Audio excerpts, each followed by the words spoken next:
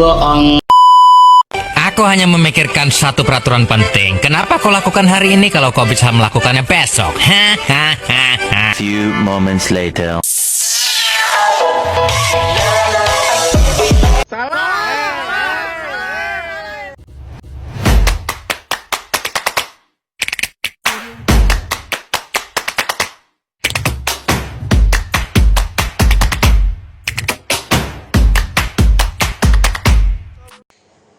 Assalamualaikum warahmatullahi wabarakatuh. Perkenalkan, nama saya Nabila Rahmadani dari 10-9. Di sini saya ingin menjelaskan tentang materi tata nama senyawa kimia.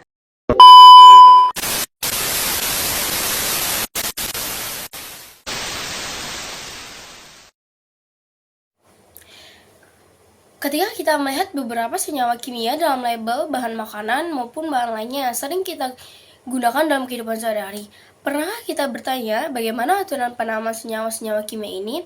Persatuan Internasional Kimia Murni dan Terapan atau IUPAC merupakan otoritas yang diakui secara universal dalam tata nama dan terminologi kimia.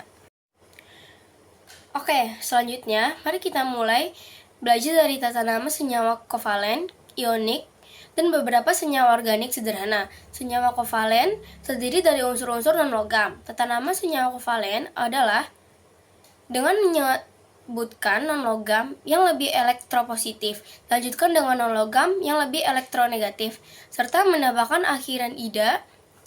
Jumlah atom non-logam, terutama yang lebih dari satu, diberi awal menggunakan angka Latin. Mari kita coba pada beberapa senyawa berikut.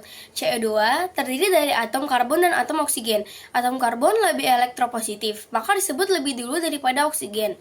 Kemudian diberi akhiran ida. Karena jumlah atom oksigen ada 2, maka diberi awalan di sehingga namanya menjadi karbon dioksida. Sedikit berbeda dengan senyawa CO, di mana hanya terdapat satu oksigen sehingga namanya menjadi karbon monoksida. Begitu juga dengan NO2 dan N2O3. yang memiliki nama berbeda walaupun sama-sama tersusun dari atom nitrogen dan oksigen. NO2 dengan 2 buah atom O diberi nitrogen dioksida, sedangkan NO23 dengan 2 buah atom N dan 3 atom O bernama dinitrogen trioksida. Untuk tata nama senyawa ionik sedikit berbeda dengan senyawa kovalen. Karena senyawa ionik terdiri dari ion bermuatan positif dan ion bermuatan negatif. Tata namanya juga didasarkan pada nama kation dan anion yang menyusun senyawa tersebut. Ion positif memang umumnya terbentuk dari logam yang melepas elektron.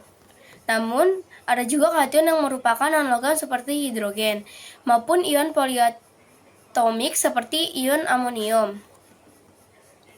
Beberapa unsur transisi dapat membentuk lebih dari satu ion positif. Untuk membedakannya, dalam tata nama, Bilox ditulis dengan angka Romawi di dalam tanda kurung dan diletakkan setelah nama unsur. Seperti misalnya tembaga 1 untuk Cu+, dan tembaga 2 untuk Cu2+. Seperti halnya ion positif, anion atau ion negatif juga dapat berupa ion monoatomik maupun ion poliatomik. Beberapa ion poliatomik yang melibatkan oksigen diberi akhiran seperti it atau at, maupun awalan seperti hipo atau per, menurut jumlah oksigen yang ada.